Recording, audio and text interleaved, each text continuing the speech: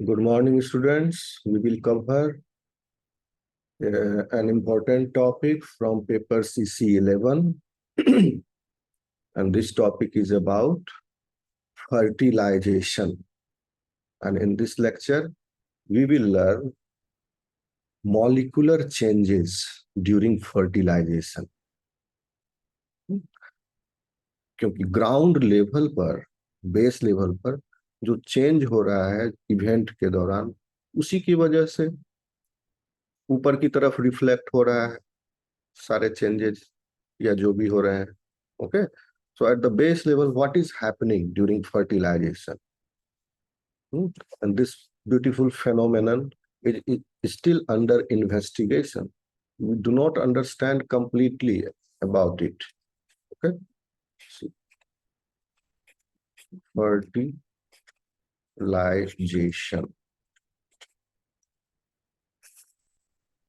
molecular changes.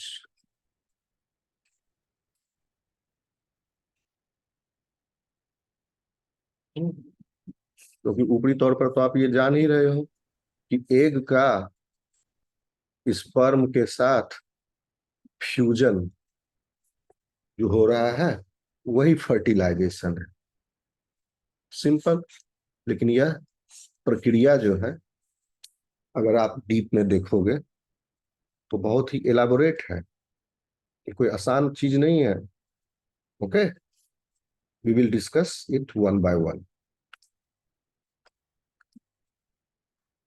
पहले एक sperm का एक पिक्चर हम लोगों को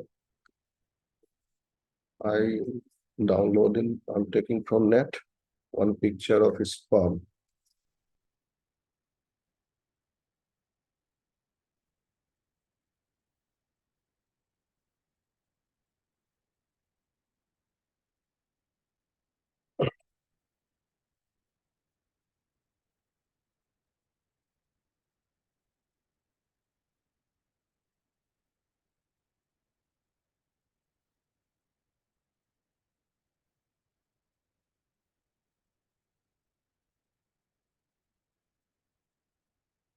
Good picture of it. Looking for, I think this one.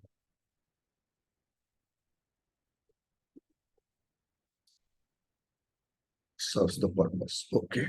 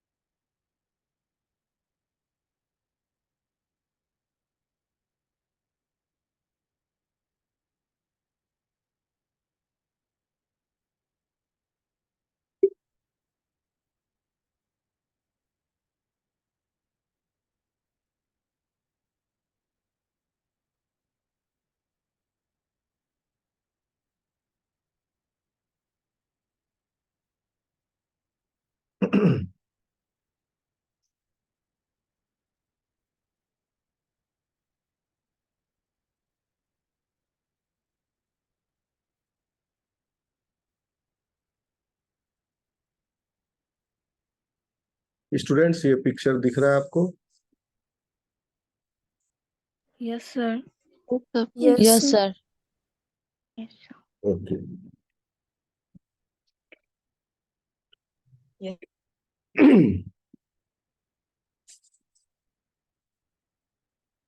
देखिए, बेसिकली हो क्या रहा है.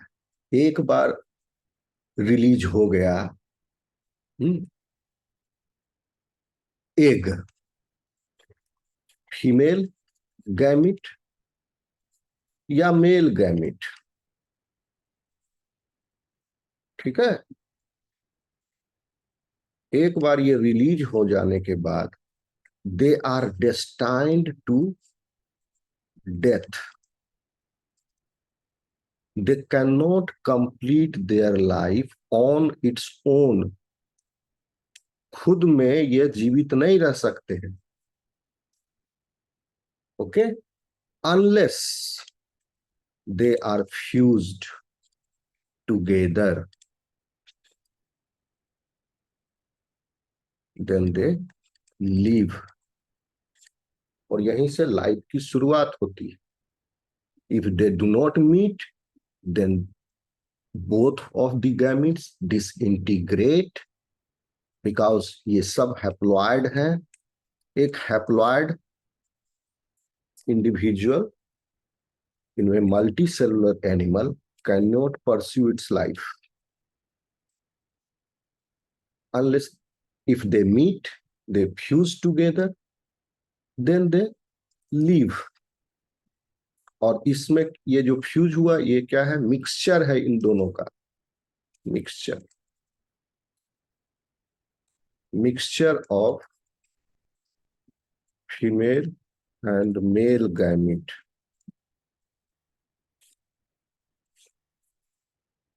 ये मिक्सचर ही सरवाइव कर सकता है,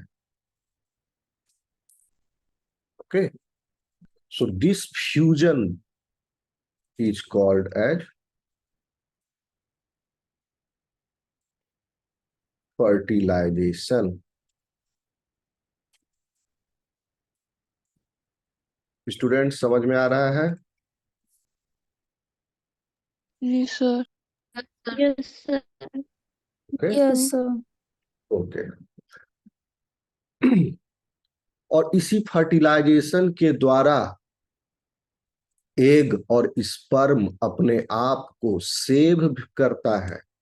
so in this process egg and sperm are saved, both are saved।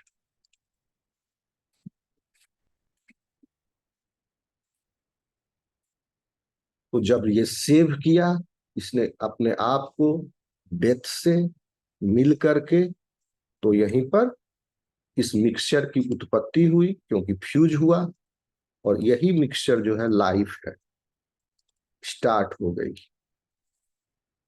ठीक है। इस फ्यूजन के पहले यह मिक्सचर का नहीं था, यह मिक्सचर अस्तित्व में ही नहीं था, फ्यूजन के बाद यह मिक्सचर आया अस्तित्व में, ठीक है। और यह मिक्सचर सरवाइव करेगा, यह दो सेल्स का मिश्रण है, और यह मिश्रण उन सेल्स का यह सरवाइव करेंगे आगे के लाइफ में, आगे के लिए for hundreds of years, for at least 100 years। तो ये हो गया उस टाइम के लिए यह लाइफ स्टार्ट।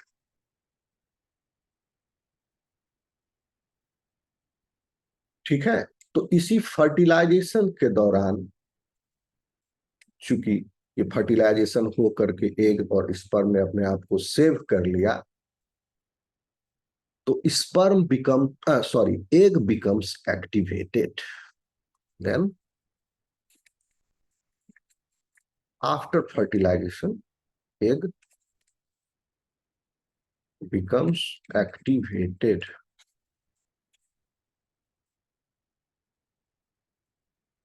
किस चीज के लिए? To begin its developmental programme.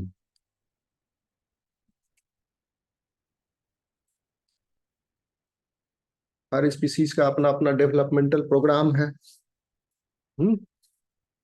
Humans जो है वो अपने डेवलपमेंटल प्रोग्राम के अकॉर्डिंग डेवलप होगा, जायगोट, क्योंकि मिश्रण के बाद यह जायगोट कहला रहा है। लेकिन मिश्रण किस में हुआ? एग में हुआ। जैसे एक ग्लास है, स्थूल अस्थिर, इसमें कुछ चीज डाल दिया गया ऊपर से, कोई बुरादा, कोई पाउडर या कुछ चीज, जिससे इसका फ्लेवर बदल गया। तो क्या हुआ, ये ग्लास जो है अब और ज्यादा टेस्टी हो गया। तो स्पर्म का एक के साथ मिश्रण इसी प्रकार का है कि इस स्पर्म के स्ट्रक्चर को आप देख रहे होंगे, तो इसका सिर्फ ये न्यूक्लियस, ये जिसके अंदर हैप्लॉइड जीनोम है, और सेंट्रियोल, ये दो ही चीज इस एग में कंट्रीब्यूट होता है। जायगोट में ये दो ही काम की चीज है जायगोट के लिए। जो जीनोम स्ट्रक्चर्स जो है, ये इसके असिस्टिंग स्ट्रक्चर्स, ताकि वह एग तक पहुंच पाए, या इसके ऊपर पे लोड इसका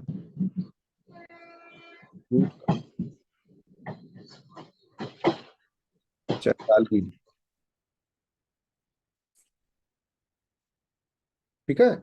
स्पर्म के ऊपर ये पेलोड है, जैसे सैटेलाइट के ऊपर पेलोड होता है। बाकी सब सैटेलाइट तो बहुत रॉकेट, बड़ा सा रॉकेट लगा होता है, वो तो ज्यादातर सब ईंधन है उसका। असली चीज तो पेलोड है, जिसको कक्षा में पहुंचाना है, तो ये पेलोड है।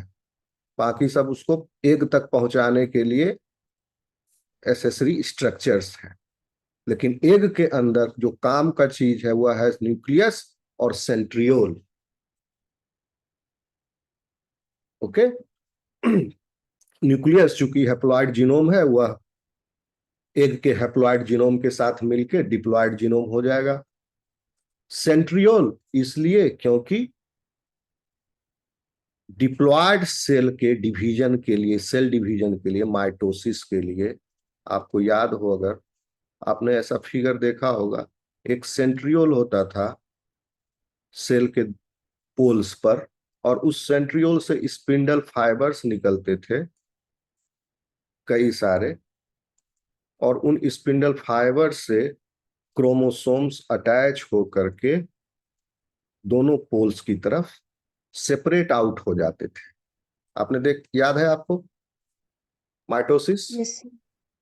ओके। तो इस माइटोसिस के होने में दोनों तरफ खिंचाव उत्पन्न करने के लिए आपने देखा होगा दोनों एंड पर सेंट्रियोल चाहिए। तो ये तो डिप्लॉयड सेल था हमारे सोमेटिक सेल्स जो है। लेकिन इस यहां पर कैसे होगा, एग के पास चूंकि वो हैप्लॉयड हो गया है, एक ही सेंट्रियोल है एग के पास। तो एक सेंट्रियोल जो है यहां से, स्पर्म स्पर्म भी हैप्लॉयड हो गया, इसके पास भी एक सेंट्रियोल है। ये दोनों सेंट्रियोल मिल करके जब जायगोट बना आफ्टर द फ्यूजन, तब दोनों centriole immediately after the fusion, पहले तो पोलर बॉडी अलग हो गए, उसके बाद जो फर्स्ट डिवीजन होता है, for that this centriole is required. अगर दूसरा सेंट्रियोल नहीं होगा तो डिवीजन ही नहीं होगा, सेल डिवीजन, तो जायगोट फर्दर डेवलप कैसे होगा? जायगोट वहीं फिर नष्ट हो जाएगा। एक से एक से जायगोट एक सेल है, फ्यूज फर्टिलाइजेशन के बाद एक से दो होने में जो दो सेंट्रियोल लगेंगे, उनमें से एक सेंट्रियोल स्पर्म का है, एक सेंट्रियोल एग का है। Sorry students, are you getting? Yes sir. Okay. So इसलिए यस। ये दो काम के चीज हैं जायगोट के सिर्फ। और जायगोट के लिए अदर ऑर्गेनल्स जो है वह एग का है, जैसे माइटोकॉन्ड्रिया, गोल्गी बॉडीज एटसेट्रा। ठीक है। जायगोट का के अंदर वन सेल जायगोट है। Organelles like mitochondria, Golgi bodies, and lysosomes and others are contributed by egg.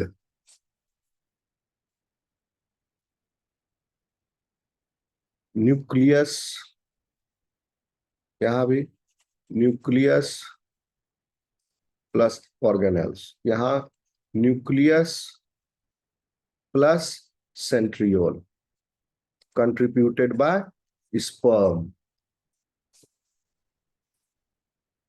इसी वजह से जो माइटोकॉन्ड्रियल जीन एसोसिएटेड डिजीजेस है वह मैटरनल लीनिएज में इनहेरिट होते हैं diagonally.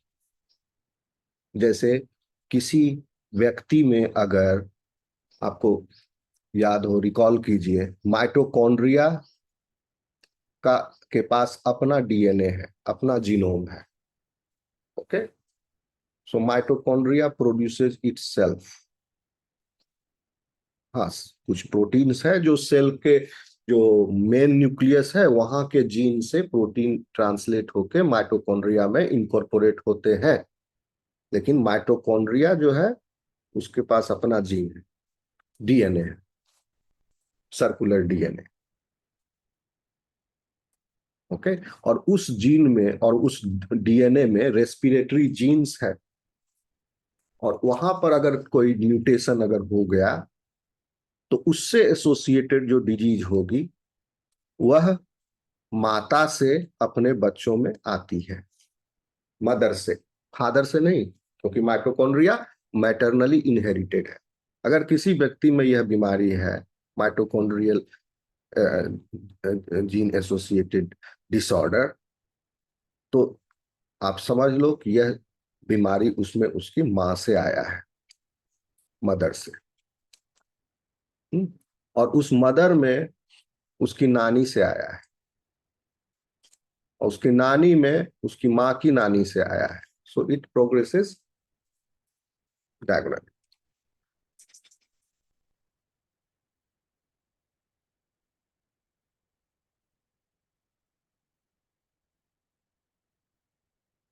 Okay, so this is how, so what happens, egg becomes activated to begin its developmental program उस स्पीसीज के अकॉर्डिंग।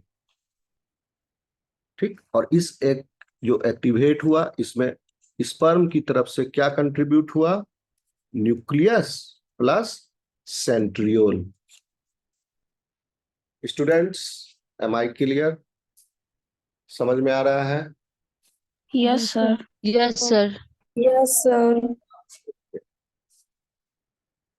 तो इस प्रकार से ये दोनों नया हैप्लॉइड जीनोम एक दूसरे के कांटेक्ट में आकर एक नए डिप्लॉयड ऑर्गेनिज्म को जन्म देते हैं,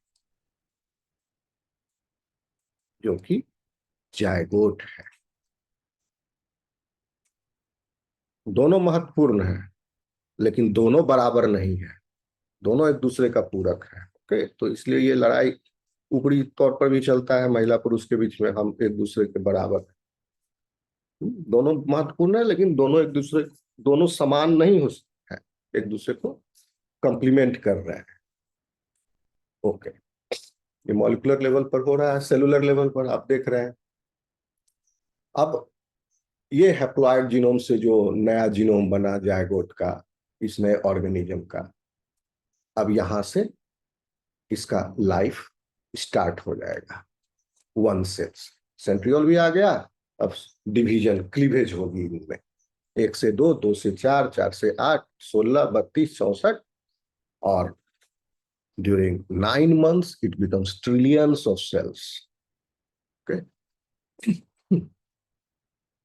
तो चूंकि फर्टिलाइजेशन इतना मॉलिक्यूलर लेवल पर समझने के लिए, और इन ह्यूमंस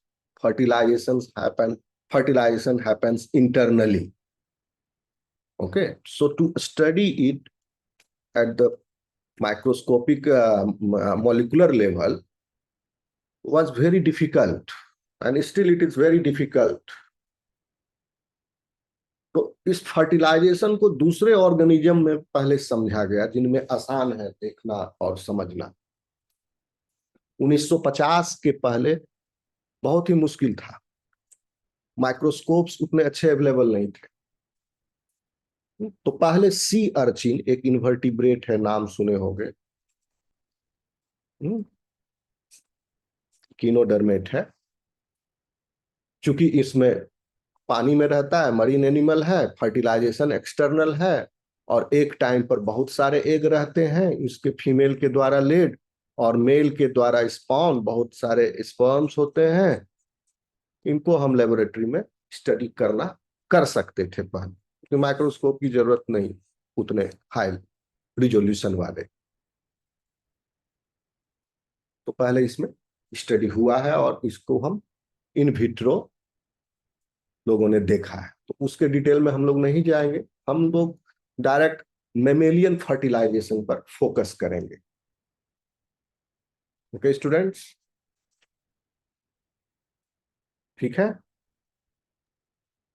और आज के डेट में मेडिकल साइंस या बायोलॉजिकल साइंस, जो साइंस कह लीजिए, इतना डेवलप हो गया है, तो इस फर्टिलाइजेशन के बारे में बहुत कुछ हम लोग नहीं भी जानते हैं, लेकिन फिर भी हम लोग बहुत कुछ नया नया चीज जान गए हैं, और जिसके फलस्वरूप हम आज के डेट में लैबोरेटरी कंडीशंस में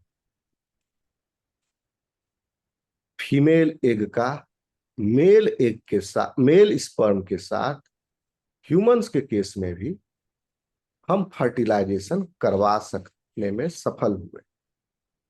बाहर पेट्री डिश में, जो कि इंटरनली होता है, ठीक है। तो इससे, चूंकि कैसे हम करवाए, क्योंकि इसको होने में क्या क्या बैरियर है, उस बैरियर को हम स्टडी कर पाए। इसलिए आपने सुना होगा आज के डेट में जिन महिलाओं में इनफर्टिलिटी का शिकायत है, और टेस्ट करने पर यह पता चला कि स्पर्म काउंट तो ठीक है, महिला का ओव्यूलेशन भी ठीक हो रहा है, सब ठीक है, फिर भी उसको बच्चा नहीं हो रहा है, तो इसका मतलब फर्टिलाइजेशन में प्रॉब्लम हो रहा है कहीं।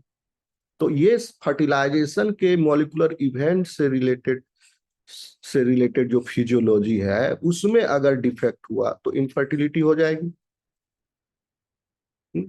तो उसकी स्टडी से हमें फिर इसमें आज के डेट में हम इन विट्रो फर्टिलाइजेशन करवा सकते हैं, ठीक है।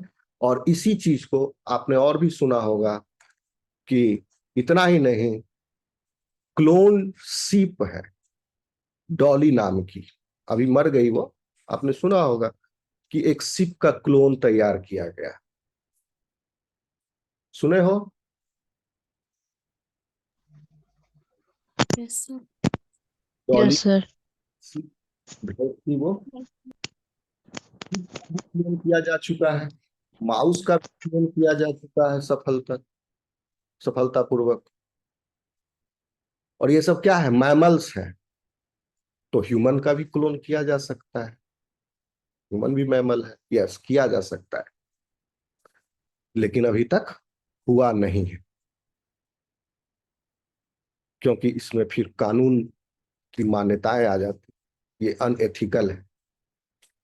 ओके, तो जब यह टेक्निक का इजाद हो गया, तब देश की सरकारों ने इस पर बैन लगा दिया कि इसको साइंटिस्ट फॉर कॉमर्शियल पर्पस बाहर नहीं कर सकते, इवन फॉर रिसर्च पर्पस भी उन्हें अप्रूवल लेना पड़ेगा, एथिकल क्लियरेंस, जो कि लगभग नहीं ही मिलता है। कुछ कंट्री जो लिबरल हैं, जो ये सब, जिनके समाज जो ज्यादा ये है, कुछ मानते वानते ज्यादा नहीं है, जैसे चाइना वगैरह, वहां धड़ल्ले से होता है ये एक्सपेरिमेंट। चाइना ने तो प्लूरिपोटेंट स्टेम सेल इंड्यूस्ड बनाया है, बॉडी के किसी भी सेल से वो स्टेम सेल बना देगा। इवन दे हैव मेड, वो अभी कुछ दिन पहले एक आर्टिकल मैंने पढ़ा था, साल भर पहले, they have made a cocktail of 3 chemicals which can reverse cellular ageing, embryonic gene को एक्टिवेट करा के, जायगोट के पास, जायगोट के स्टेज में जब इंडिविजुअल है, तो उस समय जो जीन एक्सप्रेस हो रहे हैं, वह जीन्स एडल्ट के बॉडी में भी है, बट साइलेंस्ड है। उस एडल्ट के बॉडी में कुछ ट्रांसक्रिप्शन फैक्टर्स का कॉकटेल का मिश्रण उसमें इंजेक्ट करके उस एडल्ट के सेलुलर एजिंग को रिवर्स कर दिया गया। The person has become 10-15 years younger than its own age। और कुछ फेमस पर्सनालिटीज ने ऐसा किया है। अमेजन वाला जेफ बेजोस, वर्जिन एयरलाइन वाला वो क्या नाम है उसका, वो कुछ लोगों ने ऐसा किया है। तो it has been done in China. So anyway, so हम पढ़ रहे हैं इसको, आप देखिए अब क्लोन में कैसे किया इन्होंने। सिंपल सा चीज है, चूंकि एक बॉडी बना, बॉडी तो एक बना, प्रोग्राम जो है वह मेल से आया और फीमेल के पास भी प्रोग्राम है। हाफ प्रोग्राम मेल के पास, हाफ प्रोग्राम फीमेल के पास। बॉडी जो बना वो फीमेल का जो एग था वो सेल और साइटोप्लाज्म, उससे बॉडी बनी। तो अगर फीमेल को अगर एग को न्यूक्लियस हटा दिया जाए एग से, और किसी भी बॉडी के किसी भी सेल यानी किसी भी सोमैटिक सेल का न्यूक्लियस पूरा का पूरा, चाहे मेल हो चाहे फीमेल हो, यानी 2n ओनली न्यूक्लियस जिसमें डिप्लॉयड जीनोम है, इसको इंजेक्शन के द्वारा, इंट्रासाइटोप्लाज्मिक इंजेक्शन के द्वारा हम अगर एक्टिवेटेड सेल एग में प्लेस कर देते हैं, एक्टिवेटेड डीन्यूक्लिएटेड एग में प्लेस कर देते हैं, मेल हैप्लॉइड गैमिट के sorry male haploid male male या फीमेल छोड़ो, किसी भी सोमैटिक सेल के न्यूक्लियस को, किसी भी सोमैटिक सेल के डिप्लॉयड न्यूक्लियस को एक्टिवेटेड डीन्यूक्लिएटेड एग में हम प्लेस कर देते हैं, तो आ गया इसके पास diploid genome. Okay, and this will become zygote without fertilisation. Okay, क्योंकि पहले एग था, एग से न्यूक्लियस हटा दिए, वहां पर डिप्लॉयड न्यूक्लियस रख दिए। स्टूडेंट समझ में आ रहा है? So without fertilization, hello, Yes, sir. Yes, sir. किसी भी इंडिविजुअल के किसी भी इंडिविजुअल के कहीं का भी सेल, बॉडी का हर सेल के पास वही सेट ऑफ जीन है जो सब सेल के पास है। कुछ साइलेंस्ड है, कुछ एक्सप्रेस हो रहे हैं, कुछ हेट्रोक्रोमेटिन रीजन में है, कुछ यूक्रोमेटिन रीजन में है। उसी आधार पर सबका फंक्शन अलग अलग है, अलग अलग तरीके से काम कर रहे हैं, लेकिन सबके पास, हर सेल के पास, चाहे पैर का वो सेल हो स्किन का, चाहे ब्रेन का न्यूरॉन हो, दोनों के पास सेम ही जीन है, समान संख्या है जीन। किसी भी सेल को के न्यूक्लियस को निकाल के अगर एग में जो डीन्यूक्लिएटेड है वहां रख दिए तो वो जायगोट बन गया विदाउट फर्टिलाइजेशन। अब ये सेल जो है वह आइडेंटिकल है कि नहीं सोमैटिक सेल का जो इस इंडिविजुअल से प्राप्त किया गया? आइडेंटिकल है, इसी इंडिविजुअल का है। तो this person will grow as clone of this person जिससे न्यूक्लियस लिया गया। Students, are you getting? Yes, sir. Yes, sir. Yes, sir. Same to same, Yes, sir. कोई जेनेटिक रिकॉम्बिनेशन नहीं हुआ। किसी मियोसिस के दौरान ये हैप्लॉइड नहीं बना था, फिर क्योंकि उसमें सब क्रोमोसोमल क्रॉसओवर होता है, रिकॉम्बिनेशन होता है। ओके, इसी वजह से फादर और सन थोड़े थोड़े भिन्न होते हैं। ओके, कुछ कुछ सिमिलरिटी होते हैं, कुछ कुछ भिन्न होते हैं, क्योंकि वो मिक्सचर है फादर और मदर दोनों का। तो मदर से भी सिमिलरिटी होगी, फादर से भी सिमिलरिटी होगी, या दोनों से भी डिसिमिलरिटी हो सकती है, दोनों के मिलने से जो होगा। लेकिन यहां तो आइडेंटिकल है, तो that's why it is clone. लेकिन हाँ, यह क्लोन एक नॉर्मल लाइफ को परस्यू नहीं कर पाता है। मान लो ये हेल्दी है, पूरा 100 साल जिया, तो भी ये क्लोन इसके जैसा वो नहीं हो सकता है, क्योंकि जिस स्टेट पर ये जीनोम ट्रांसफर हुआ वह उसका एजिंग था। डीएनए का भी एजिंग होता है, सैटेलाइट रीजन लॉस होते हैं, इपिजेनेटिक चेंजेज होते हैं, मिथाइलेशन हो जाता है। तो इस प्रकार से तो वो मिथाइलेटेड स्टेट में या जो उसका एपिजेनेटिकल मूवमेंट्स जो हुए, उस चेंजेज हुए, उन चेंजेज के साथ यहाँ आया। तो कुछ इसमें बड़ा डिसऑर्डर या ऐसा ऐसा देखा गया है। इवन डॉली में भी देखा गया था, और डॉली पूरा जीवन नहीं जी पाई थी, वो हाफ में ही, डेट हमको याद नहीं है, उसका डेथ हो गया था। ओके, तो so they do not develop as a normal individual. Condition क्या है इस जायगोट का? जायगोट तो बन गया अगर मैमल है, तो अब ये जायगोट अगर अच्छे से ट्रांसप्लांट हो गया यूट्रस में, तो ये एक इंडिविजुअल के रूप में बर्थ कर जाएगा। इसका ट्रांसप्लांटेशन भी तो जरूरी है, नहीं ट्रांसप्लांट होगा तो जायगोट सरवाइव नहीं करेगा। ट्रांसप्लांट होगा, प्लासेंटा बनेगा, तब ये इंडिविजुअल के रूप में ग्रो करेगा। और इन विट्रो फर्टिलाइजेशन तो किसी भी इनफर्टाइल फीमेल को कर सकता है। ओके, सो वो भी इसी का वेरिएशन है। स्टूडेंट समझ में आ रहा है? Yes, sir. Yes, Yes, sir. sir. इस प्रक्रिया के कई सारे एथिकल इश्यूज हैं, जिससे की वजह से यह अलाउड नहीं है। नहीं तो अगर अलाउ कर दे सरकार तो प्राइवेट क्लिनिक खुल जाए ऐसे बाजार बाजार। देखो आईवीएफ को ही अलाउ करने में इतना कंफ्यूजन था, आज कई देशों में तो ये अलाउड भी नहीं है आईवीएफ, क्योंकि उनके धर्म की मान्यताओं के खिलाफ जाता है। कई सारे अरब और गल्फ कंट्रीज में आईवीएफ वो नहीं अलाउ करते हैं। ठीक है, तो इवन ब्लड डोनेशन भी वो अलाउ नहीं करते उनके धर्म के अनुसार, कोई भी शरीर का कोई भी अंग या लेना या देना। लेकिन हाँ, लीवर किडनी ट्रांसप्लांट करा लेते हैं, जहाँ देने की बारी होती है वहां खैर एनीवे। चलो आगे बढ़ते हैं। तो स्टूडेंट्स इतना समझ में आया? अब हम मॉलिक्यूलर इवेंट्स पर वन बाय वन जाएंगे। इस पूरे प्रक्रिया में क्या होता है? मुख्य दो इवेंट होते हैं। पहला इवेंट का नाम है एक्रोसोम रिएक्शन। ये इतना आसान नहीं है फर्टिलाइजेशन होना। तो एक्रोसोम रिएक्शन, और यह स्पीसीज स्पेसिफिक होती है। Acrosome binding with zona pellucida. Zona pellucida का नाम सुने हो?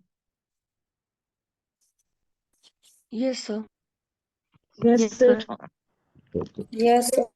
Yes, sir.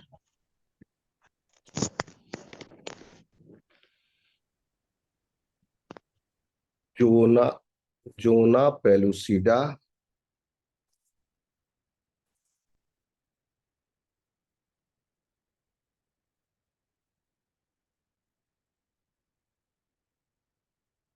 Acrosome interaction.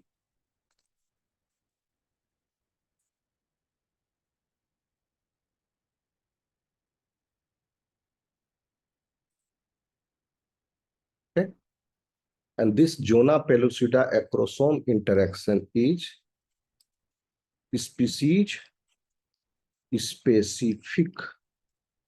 यही जोना पेलुसिडा बैरियर है जो स्पीसीज स्पेसिफिक है।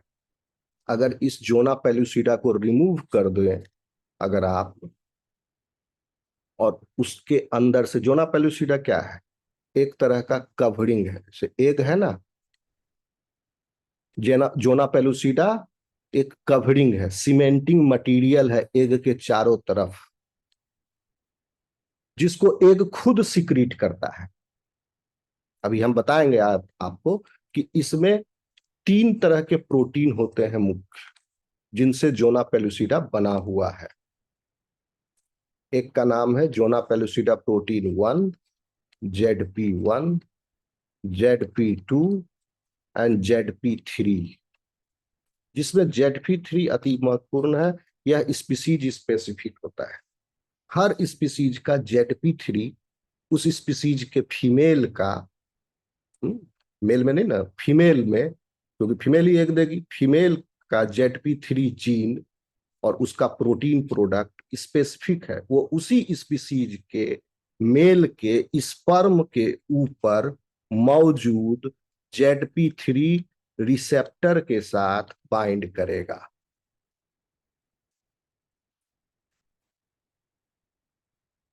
और ZP3 प्रोटीन मौजूद है जोना पेलुसिडा रीजन में।